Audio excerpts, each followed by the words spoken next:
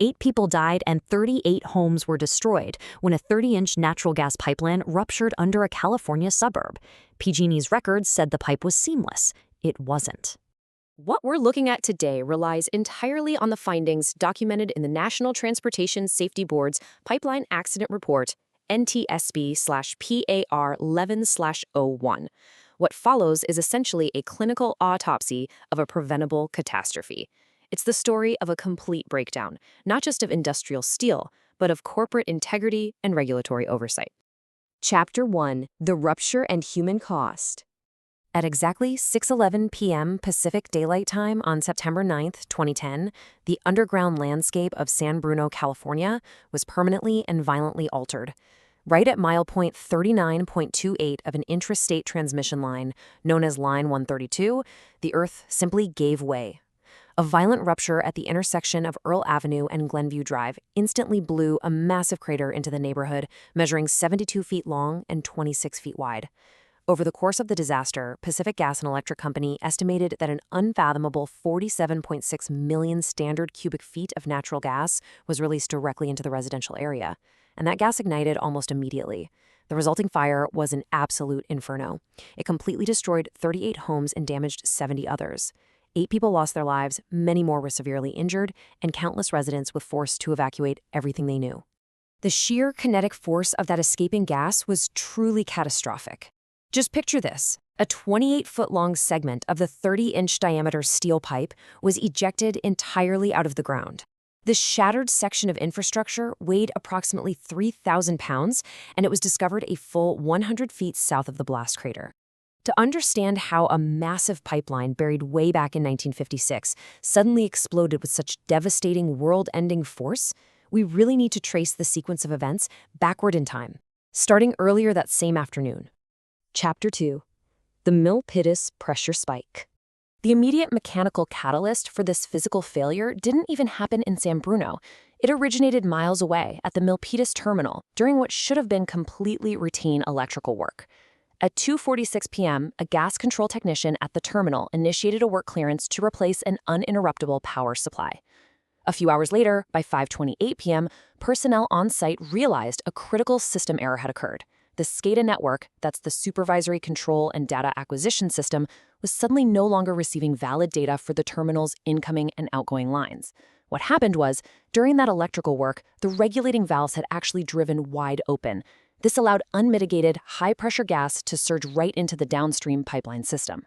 And it wasn't until 6:11 p.m. that this massive pressure spike finally culminated in the violent rupture of Line 132. As those regulating valves failed and locked open, the terminal's backup monitor valves were supposed to cap the pressure. They were specifically set at 386 pounds per square inch gauge, or PSIG. But due to a known response time lag in these pneumatically controlled valves, the pressure leaving the terminal actually peaked at 396 PSIG. Downstream, sensors recorded an internal line pressure right around 386 PSIG at the exact time and location of the rupture. Now, that was 11 psi over the pipeline's maximum allowable operating pressure. But here is the critical part. An 11 psi overage simply shouldn't cause a structurally sound pipeline to burst. The true cause was actually buried in the steel itself. Chapter 3: The Defective Seam Weld. The specific pipe segment that failed in San Bruno had been installed during a relocation project in 1956. However, the physical reality of the pipe sitting in the ground absolutely did not match what PG&E had recorded in its database. According to PG&E's internal geographic information system, the ruptured segment was logged as seamless. That means it was recorded as being manufactured without a longitudinal weld, and it supposedly met an industry-standard X42 yield strength specification. But the physical evidence pulled from the wreckage proved both of those records fatally false. The NTSB investigation found that the segment was actually composed of 6 short pieces of pipe, which are known in the industry as pups. And these pups were far from seamless. They had double submerged arc-welded longitudinal seams. What's worse, laboratory testing revealed that several of these pups failed to meet the basic X52 or X42 yield strength requirements. The fracture itself originated right in the longitudinal seam of the first pup section, and the fabrication of this individual pup was drastically, undeniably defective. The original welding process had only deposited metal along the outer portion of the seam. That left a massive, continuous, completely unwelded region running along the entire inner portion of the pipe. Because of this, the net intact seam thickness was a highly dangerous 0.162 inches. Compounding that severe structural weakness, investigators found a 15-degree angular misalignment across the inner surface of the seam.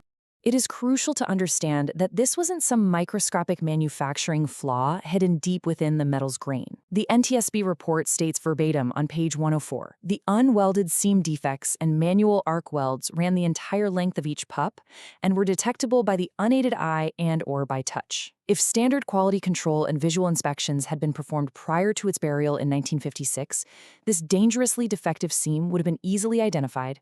Either it was never visually examined, or the blatant, visible defects were simply ignored by the people installing it. So, for the next 54 years, this partially welded, fundamentally flawed seam was subjected to the daily, grinding operational stresses of fluctuating natural gas pressure. The NTSB determined that the pre-existing crack along that unwelded inner region progressively weakened over decades due to ductile and fatigue crack growth.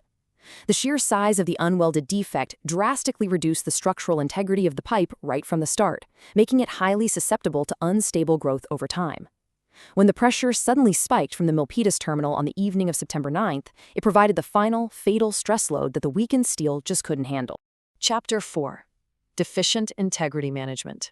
To truly understand how a visibly defective pipe survived in a high-consequence residential area for over half a century, the investigation naturally had to turn its focus to PG&E's internal safety protocols. The NTSB's findings regarding the utility company's internal oversight were blunt and unequivocal. On page 112, the report concludes, the PG&E Gas Transmission Integrity Management Program was deficient and ineffective. The failures inside that program were deeply systemic. The company routinely used assumed or entirely erroneous values in its geographic information system. Because their own records incorrectly listed line 132 as seamless pipe, they naturally selected assessment methods, specifically something called external corrosion direct assessment, that were physically incapable of detecting longitudinal seam flaws in the first place. On top of that, PG&E completely ignored its own historical data. A known seam leak had actually occurred on this exact line, line 132, back in 1988, yet the threat of manufacturing defects was still heavily understated in all their risk models. The company also permitted older, grandfathered pipe to operate without ever conducting hydrostatic pressure testing. That's a rigorous process that absolutely would have forcefully exposed the 1956 weld defect before it could take lives. Ultimately, this tragedy was not isolated to a single faulty piece of steel, but represented a total, systemic collapse of safety culture. On page 118, the NTSB report states, the deficiencies identified during this investigation are indicative of an organizational accident. The company essentially failed to utilize its vast resources to implement, train, and test proactive management controls. The catastrophic rupture was just the inevitable byproduct of an organization that had fundamentally lost accurate track of its own physical infrastructure. Chapter 5. Ineffective Regulatory Oversight. The final layer of defense for public safety is supposed to rest with state regulators. These are the bodies legally bound to audit and penalize non-compliant utility operators. In California, that specific regulatory responsibility fell squarely to the California Public Utilities Commission, or CPUC. The NTSB investigation heavily scrutinized the CPUC's enforcement posture leading up to the disaster. The findings indicated that overseeing performance-based regulations proved exceedingly difficult for the state agency. Their audits frequently failed to effectively challenge PG&E's assignment of risk categories, which meant dangerous, gaping holes in the integrity management program were allowed to pass by without any intervention. The final assessment of this regulatory environment was a damning indictment of the system. On page 122, the report declares, the ineffective enforcement posture of the CPUC permitted PG&E's organizational failures to continue over many years. A lack of meaningful safety metrics paired with weak, lenient enforcement meant the utility company was able to ignore essential, life-saving standards for decades without any real fear of significant penalties or forced corrective action.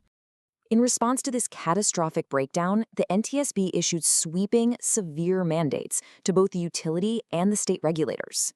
They required a comprehensive audit of all PG&E operations, demanding the immediate correction of identified deficiencies within a strict, non-negotiable 6-month deadline. PG&E was ordered to revise its risk models based on actual historical leak data to ensure their assessment methods addressed true design threats going forward. And crucially, the NTSB heavily recommended that the Governor of California grant the CPUC direct authority to assess fines and penalties, arming the regulators with the immediate power they desperately required to force compliance. The San Bruno pipeline rupture revealed a truly chilling reality about the physical infrastructure supporting our communities. The buried steel was deeply, visibly flawed. The corporate records tracking it were virtually fictional, and the regulatory oversight designed to catch these issues was essentially non-existent. As we look back at the systemic failures meticulously detailed by the NTSB, we are left with a very necessary, very uncomfortable question. If regulatory agencies cannot effectively oversee performance-based safety programs, what guarantees the structural integrity of the high-pressure infrastructure buried just feet beneath our neighborhoods?